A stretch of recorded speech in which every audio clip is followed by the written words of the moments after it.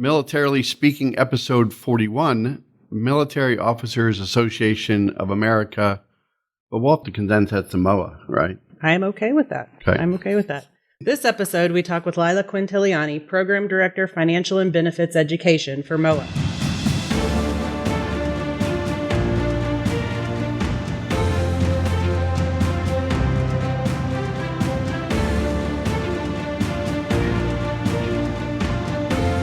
Welcome to Militarily Speaking, brought to you by Armed Forces Bank. This is Tom McLean and Jodi Vickery. I'm the Regional Military Executive for Armed Forces Bank, and Jodi is the Executive Vice President, Director of Military Consumer Lending. Yes, good morning. Again, welcome to our show. We're excited to have you listening and learning about our guest, Lila, with Military Officers Association of America. And I want to take just a few minutes, Lila, and share some of your bio with our listeners so that they know a little bit about you like we've come to learn. As MOAA's Program Director, Financial and Benefits Education Counseling, Lila develops and manages MOAA's financial and benefits counseling, education, consumer advice, staff consultant, and training programs. She provides members personalized, comprehensive, timely, and appropriate financial advice and military and veterans benefits information assistance. She also conducts off-site classes and presentations to educate audiences in financial topics such as investments, retirement planning, risk management, insurance, savings program, credit issues, the list is long, Tom. I know. Taxes, estate planning, consumer awareness, survivor issues, and military veterans corporate benefit programs. She serves as the staff subject matter expert on financial and benefits matters to support MOAA's legislative, marketing, and member product service efforts, and provides financial and benefit content for MOAA's print and electronic publications and multimedia channels. Could you summarize that for me? She's very smart, is what that, what that tells me on a lot of stuff. and we did get a little bit. Lila sent me another bio. And this was taken off of her website, but a couple more things about her education. Yeah, no, I definitely want to share that. So Lila carries a couple of certifications. Is that the Chartered Financial Consultant and the AFC. She's a former Army Military Intelligence Officer as well as the spouse of an active duty service member. So thank you for your service and your service now as a military spouse. Prior to coming to MOAA as Program Director for Financial and Benefits Education Counseling, she worked for over a decade at military installations, both in the United States and overseas, as a personal financial counselor. Most recently, she served as Senior Program Manager for the nonprofit-sponsored Military Saves Program. We're very familiar with them. We are. Which seeks to encourage the military and veteran communities to build wealth and reduce debt, both good things. Lila holds a bachelor's degree in East Asian Studies from Columbia University and a master's degree in history from UCLA. She is a chartered financial consultant as well as an accredited financial counselor. So I told you, very smart. And so I feel inadequate now because of all that. My work here is done then. Good job, Lila. It's almost like she drove into work today to Virginia, and she can go home now because what she'd accomplished and what you read. She probably did more before like 8 her time than you're going to do all week long. She actually doesn't have to start working again until probably November 8th? Of 2027. Yeah. Yeah, so welcome, Lila. It's an honor to have you on our show, and thank you so much for being here today. Well, thank you so much for inviting me to appear. It's wonderful to have you. Let's start, if you would, just tell our audience a little bit about Military Officers Association of America, and in the event they're not familiar, MOAA. Yeah. Well, for those who are not familiar with our organization, we are primarily a nonprofit, nonpartisan legislative advocacy organization. I don't work on the government relations side of things, but that's primarily what our organization does. We have 10 registered lobbyists that go up on Capitol Hill to advocate for pay and benefits for our entire military and retiree, active duty, the entire military community. So that's our primary focus. And our CEO likes to say that we're an organization of officers, but we're not an organization for officers. So we legislate for everybody. And that's really what we do. And I'm one of 2 finance and benefit counselors, and I do the things that that big long laundry list that you read. You do a lot, apparently. Yes. Yes. So, it's no wonder you have so much to do. There's only 2 of you doing this? Yeah, there's 2 of us, and we have over 360,000 members. So we're the 4th largest military service organization. Well, and all of those topics are so important and combined collectively so important for military families, I think. And if you can help them navigate the benefits maze, then, that in of itself, I'm sure, is a full-time job and then some. Is it true you've been around since 1929? Like Lila? Well, not Lila. Yeah, I had a pause there, but I know, it sounded kind of weird, I guess I'll have to ask my question over again. But yeah. Is that true? Did you put me on the spot? I know it was having an anniversary. I don't know. Let me see. He has a terrible way of doing that, Lila. I know, Lila, just tell me to back off. Yeah, I'll have to look up the founding year. Everything on the internet is true. So we'll just go with that. Okay. So let's go back to Lila personally. And you graduated from Columbia University. Again, these are great accolades for you. You have the distinction of being a chartered financial consultant, accredited financial counselor. You have more than a decade of experience providing training in financial education on a personal level and in group settings. You have a master's from UCLA. The East Asian Studies, Chinese history, I'd say that you have the qualifications to provide guidance on financial matters. But on a side note, why the interest in foreign languages and history? My brother was a history major. Is there something that you want to tell our audience about you? Well, I've always loved travel. That's a big constant in my life. I'm always planning my next trip. I've been to 54 countries, so wow.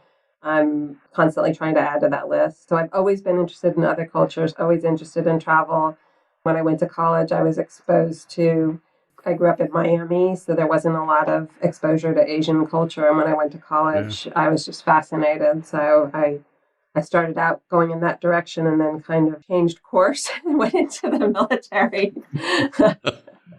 And then got interested in financial stuff and financial education kind of later in life. But, it all kind of flows together, in a strange way.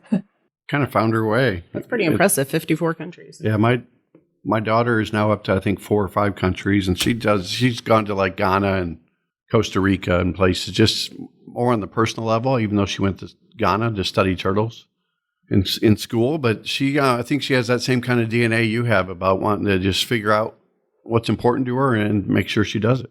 She's been to more countries than I've been to states. And by default, that will always be true since there are only 50 states. You're still coffee deprived, aren't you? I've had no coffee. So thank you for sharing that little behind the scenes for you, Lila. But MOAA has a long legacy of fighting hard to preserve the benefits and resources available to military members. So just from your perspective, Lila, what's it mean to be a member of MOAA? Well, MOAA's motto is never stop serving. And I do think that really describes what it is to be a member, is trying to take care of the entire military community, especially advocating for active duty and guard and reserve, because they really can't advocate for themselves. So, right. You want to take care of others. And the best way to do that is by making sure that they and their families have their pay and benefits taken care of. Well, I love that you've clarified that MOAA is not just about serving the needs of the officer corps. So as you look at the 10-point agenda that I won't run through here, but... Can you want to run through all 10 points? No. Okay. Lila's welcome to do that. I'm sure there are so many issues that you could focus on and you could tackle. How do you go about kind of whittling that down to here are the 10 most impactful to that broad group of military members, veterans, Guard Reserve, active duty, you name it? How do you pick the 10? That seems like almost an impossible task. Yeah, I mean, our government relations team, they have a database where, they are tracking issues. They have analysts that work and kind of narrow down the issues. And then we have our board. We have a 36-member board. They focus the team on particular issues.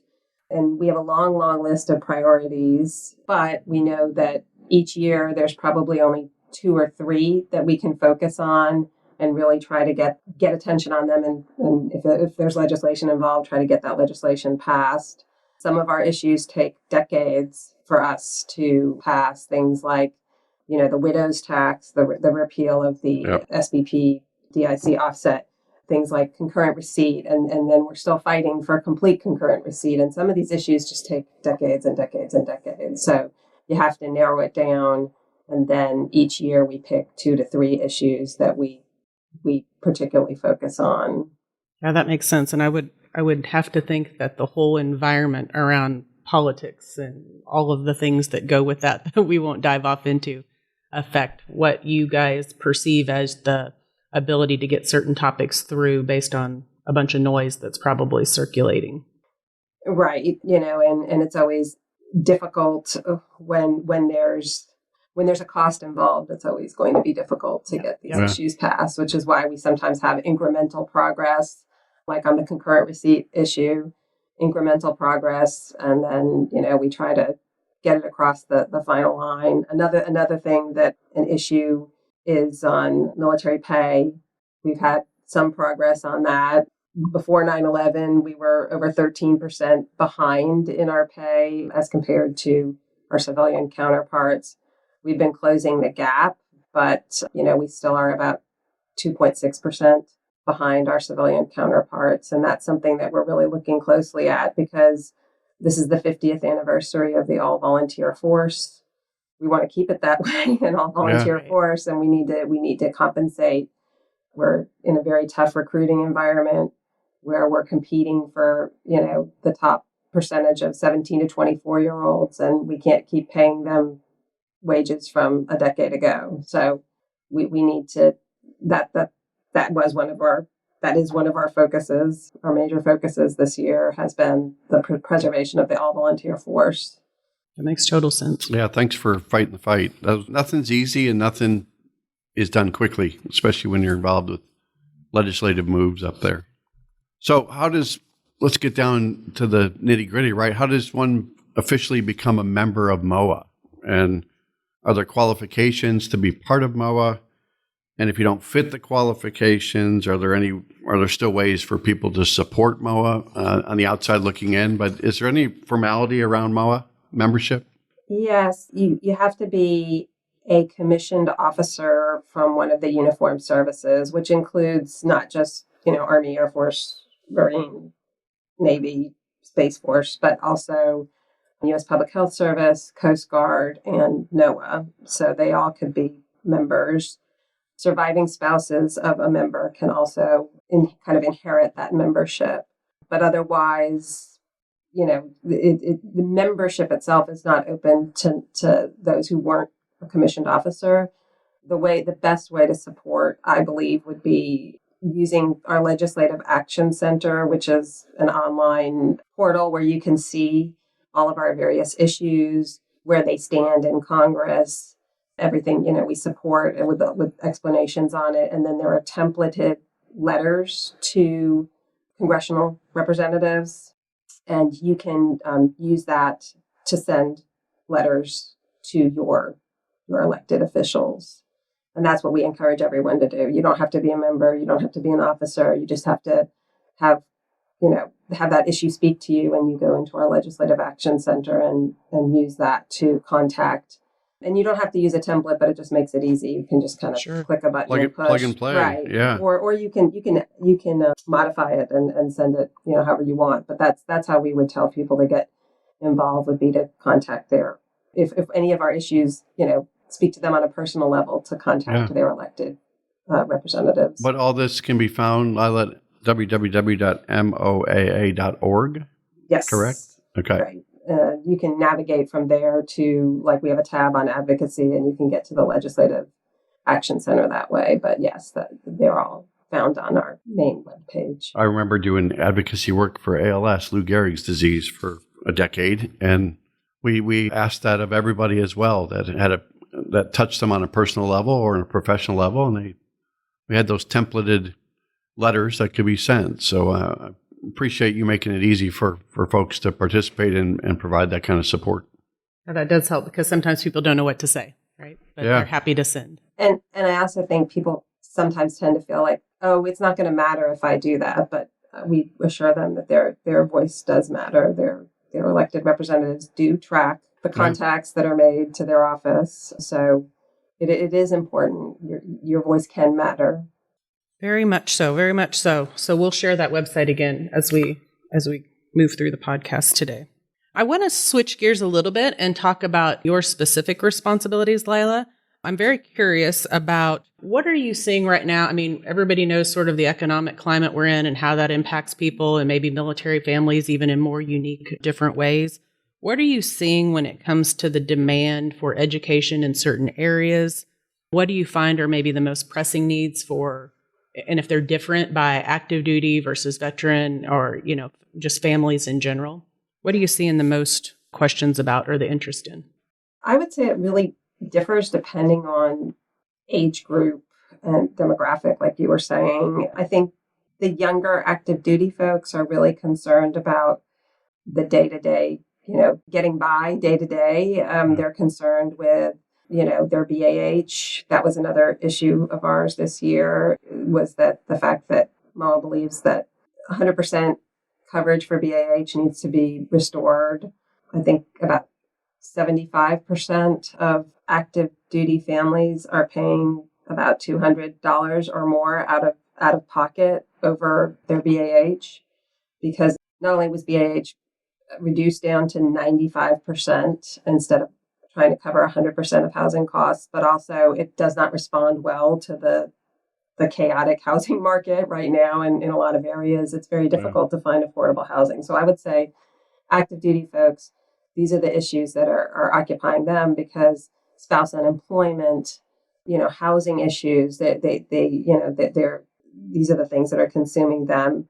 And also, saving for retirement, those kind of things, saving for their children's education, that's also very important.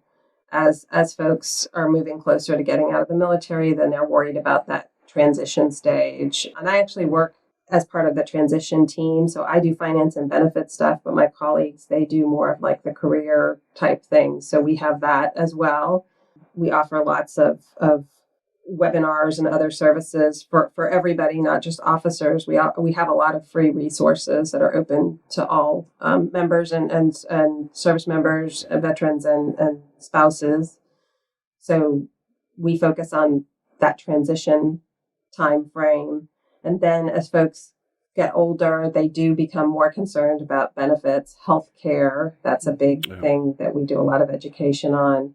Now you're looking more at you've saved for retirement. Now you're trying to figure out the best way to start withdrawing from your retirement savings. And that's pretty complicated as well. And also, Social Security, Medicare, all these kinds of things. So I see kind of an ebb and flow of issues depending on the age group. Yeah, that makes total sense. I mean, that's what we see as a bank. People coming to us, it's based on kind of their stage in life and what's going on in their world. When you help people through that transition period, are you sharing with them because I know when my husband retired, I sort of felt like maybe he got information before I did and just didn't tell me, which is entirely possible. But I felt like we were making some decisions kind of right there on the fly, on the spot, without maybe full knowledge. And as I look back several years later, I think knowing what I know now and learned, I probably would have made some different choices. So are you helping them kind of in that moment make good choices? We're trying to, and we do, some of the local installations, we do actually go out and give briefings on benefits, on healthcare, on, survivor benefit plan, et cetera. And I do think you're right that people are making decisions in a very compressed time frame when it's very hard for them to know, to make an informed choice. And I especially see that with our Guard and Reserve folks. Unfortunately, a lot of times they are not as well prepared just because of the nature of their service. And they a lot of things about Guard and Reserve are different, and people don't know how to talk to them. So we try to help where we can, because yes, you're right. I think there are these key points in one's military career where all these decisions need to be made, and sometimes folks are not really ready for that. So, and some of those choices you can't undo later. Like you decide and it's done, and you can't go back, 6 years later and say, just kidding. I really do want that coverage. Yeah, the survivor benefit plan, which is why we've been putting out a lot of information on the open season this year. The survivor benefit plan has an open season until the end of this year. So we've tried to put out a lot of information on that. You mentioned doing briefings at military installations, right? That is there a schedule or an installation of choice that you've got on a calendar that says we're going to be there talking about this particular topic, or is it random? No, I mean, we are on a schedule with some of the local ones, but we also do virtual webinars every month Okay. on different topics. I invited the folks from the Social Security Administration to come speak last month. Next month is on charitable giving.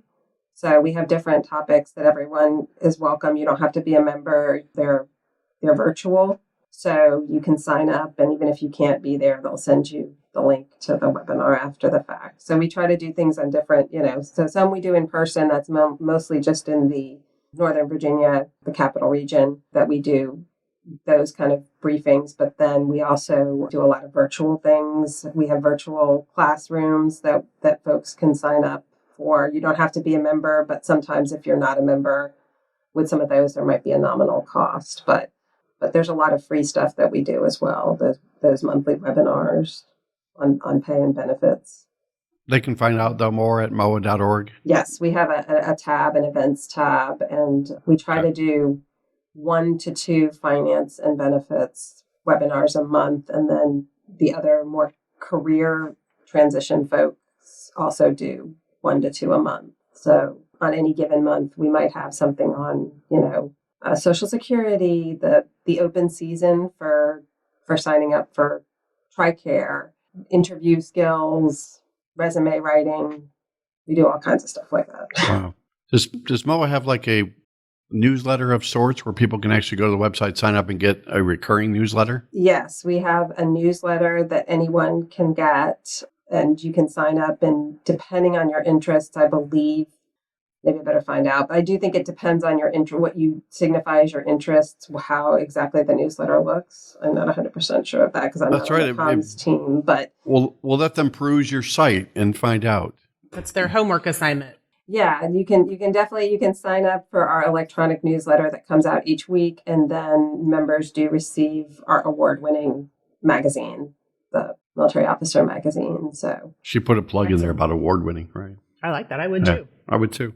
It's a good publication. We get a lot of our members read that from cover to cover. When you go to your website, it says we protect the earned benefits of all service members. We improve the lives of those who served. Together, we have more influence in Congress. And I think there's a lot of truth to that statement, too, that there are here it is, Jodi, a plethora of issues facing our military. There's not enough time or resources to address all of them. So I think we've danced around this a little bit during our conversation, but that 10-point agenda became, well, what are the really most important? Well, there's 2 or 3 that are really pressing. But if something were to just come your way out of left field, does that then become a priority for you? This is the government relations side of the house, I guess. Yeah, too. I mean, we definitely, when our members have things that they, think are very important or whatever, we do communicate them. The finance and benefits counselors do communicate them to our government relations team. And, I'm sure that they add them, they look into those issues and see if they're worthy of adding to the list of priorities. But really, there are really so many different priorities, and it's guided by the board and by the research that the government relations team does. And I also should say that we don't work alone on issues. We're part of the Military Coalition, which is 35 organizations like, Wounded Warrior, Blue Star Families, and MFA, all of these kind of organizations.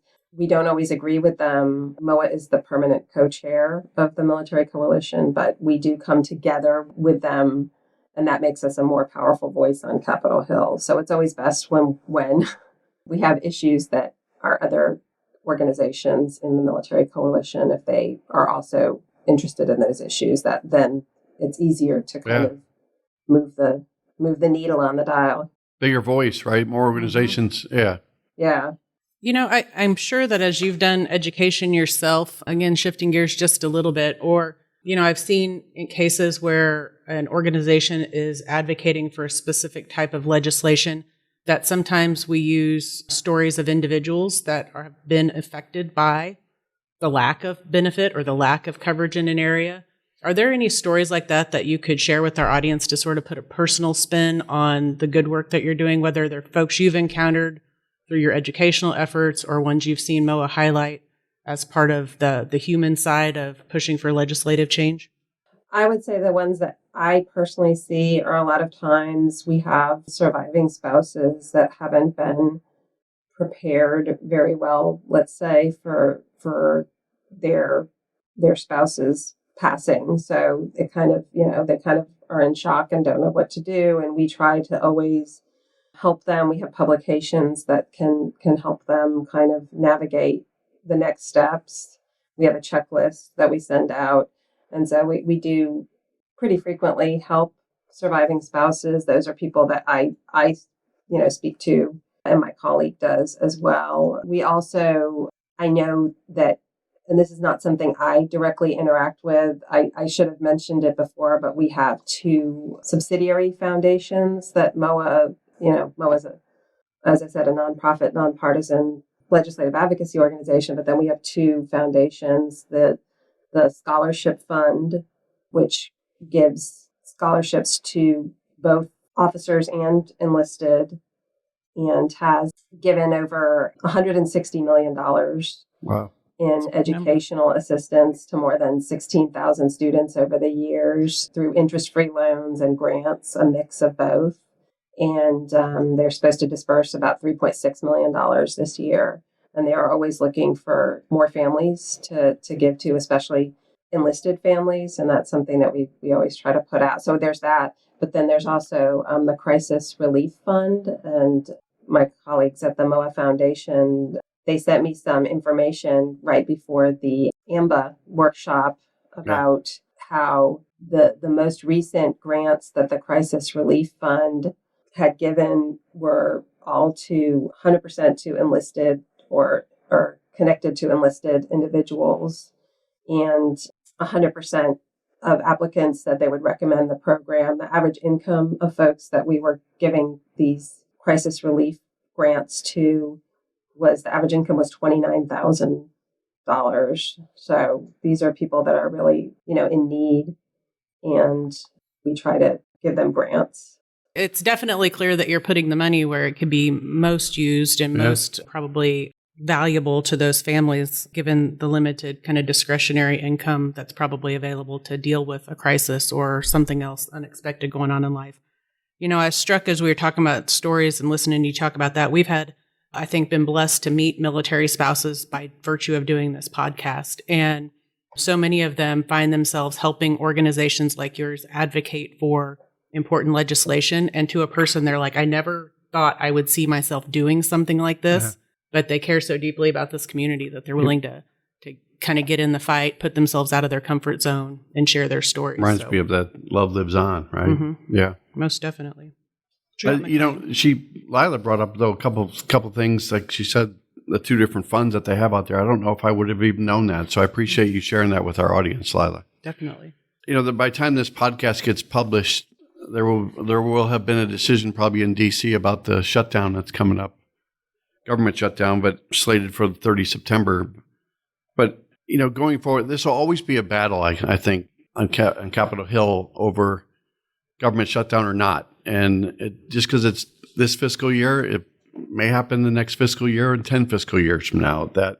Is there any advice or any guidance or any recommendations from a financial education or literacy or preparedness standpoint that you want to provide to our audience that can get them ready for something like that? I think we take it for granted that Saturday morning they'll get it resolved and we'll move on to live another day. But, it could also become a reality, right, Lila? Oh, for sure. I mean, each year for the past 27 years has started under either a continuing resolution or a shutdown, so we've had this is not really new. And I would say that, the same, it's kind of evergreen advice that you should always be ready for this, because unfortunately it's kind of the way things are right now. I actually just recently wrote an article for our newsletter on this topic, and I really think it's important for folks to have an emergency fund, because this is exactly, the kind of thing that can very quickly turn into an emergency. We saw that a few years ago when the Coast Guard folks did not get paid during a shutdown. And I always tell folks that it's a good time when you think you're facing a change in income, whether it's from a government shutdown or from a job loss or whatever it is, whatever source of reason for income loss, you should definitely triage your expenses and figure out which ones are the most expensive, because obviously having, shelter over your head, food to eat, and, a car to get to work, those are very important. Mm-hmm. And it's you need to figure those out, and then definitely cut back on all non-essential expenses. And, I don't just mean not eating out and not getting a latte or something. I mean, like, she's speaking my love language. I know, right now. especially now. I mean, temporarily halting contributions to your retirement fund, or if you're making, aggressive debt repayments, like I've seen a lot of folks want to, they get all fired up about paying down all their debt or things like that. I think if you really are facing, don't know that the next paycheck is coming in, then you just kind of have to put the brakes on that. Just pay the minimums on everything so that you're not wrecking your credit history or having your car repossessed or whatever it is. But good point. You need to cut back on that. But I would say that the thing I see folks having the most struggles with in these kind of situations is actually spending their rainy day fund, their emergency fund, because we kind of have like a psychological block against doing that, Right, Yeah. right. People don't want to touch it. And I've seen people get into debt, not because they didn't want to touch their emergency fund, but that's exactly what it's for. So I would encourage folks that if they don't get paid, that this is the emergency you've been waiting for. So you need to tap into that. And also to know where you can get help. A lot of folks don't realize that all the aid societies have lots of resources, even for retirees and for activated Guard and Reserve. They do have resources that sometimes people, go to nefarious places to get money when they could have gone to one of the aid societies, or even talk to their creditors, talk to their banks, ask and see if they have any resources. So those would be the two big things that I think people don't always know where they can look, and they can always go to, even retirees can go to the military installation and get help from the Family Readiness Center. They don't know to do that, and they don't know, what's out there. And they also are afraid to actually use their emergency fund. Did you put all that information in that article that you recently published about resources like that we sometimes either take for granted or don't know what they can do for? Yeah, I did. I wrote an article, and there are, with the links to the National Resource Directory, but also to Military One Source and other places where you can find all this information. The aid societies, yes. Good deal. So as we wind down, Lila, anything else you want to share that we might not have covered? You brought up some hidden gems for our audience, but is there something else on your way into work or now that you want to talk about with our audience? I think I slid the foundations in there. I had kind of... You did very well. Yes. I kind of neglected them when I first was describing it, and I just wanted to, really bring that a lot of people don't realize that we have those two programs, and they're great. Whether it's, applying to be a recipient of them, or they're a good place to donate to if you are so inclined. Very good. Thanks for the good work you and your organization are doing, Lila. Absolutely. Absolutely. And I know that we've kept you for a while this morning, but we'd ask you to hang out with us for just a couple more minutes. Is it time? We want to play the Military Minute. We're not going to put you on the spot, Lila. So last week's Military Minute was a question about our guest from Heart of America Patriot Foundation, and it was something that was said during the podcast, I think at least twice. So the question was, how many partner schools currently support Heart of America Patriot Foundation? I know the answer. You do, because you wrote it down. You were there. But the answer is 31. So if you posted that answer and it was correct on our podcast drop for the Heart of America Patriot Foundation, watch for your name to be also posted for the opportunity to receive $50 for yourself and $50 for a charity of your choice. And this week's Military Minute, it feels like we're going a little pop culture this week, which doesn't surprise me. Because I was involved? Because Tom was involved. So this week's Military Minute takes us to a question on the topic of streaming shows. What Netflix show has been streamed the most of all time by both hours watched and views? Nobody answer. If you do know the answer, though, when we drop this podcast, I've never even heard of this answer. Like, it's bizarre, and I don't want you really to tell me about it. But if you are like Tom and you do Netflix and you know the answer, when we drop this podcast, enter your best guess, and you'll also have the chance to earn $50 for yourself and $50 for a charity of your choice. Do you know by not knowing or seeing this particular show, you've left a void in your life? I'm okay with that. Okay. Yeah, so we digress. Thank you again, Lila, for spending time with us this morning on a rainy morning where you're at, it sounded like. But we're glad that you were here, and it was great to have you share with our audience all about MOAA and the good work that you're doing and the other foundations that you shared about. And if you enjoyed today's episode, go out to afbank.com, subscribe to the show like Lila did. Also, make sure to rate us, leave us a comment on your favorite podcast platforms such as Apple, Spotify, and now available on YouTube. So there's no excuse for not finding it. If you're not an Apple or a Spotify subscriber, you can actually go to YouTube. So Lila, thank you again. And that time of the year where things are really hopping up in DC, and we're looking forward to the next year when we know what's ahead of us or don't know. Right. Lila, have a good rest of your day. Thank you. Thank you so much for having me. I appreciate it. Thank you.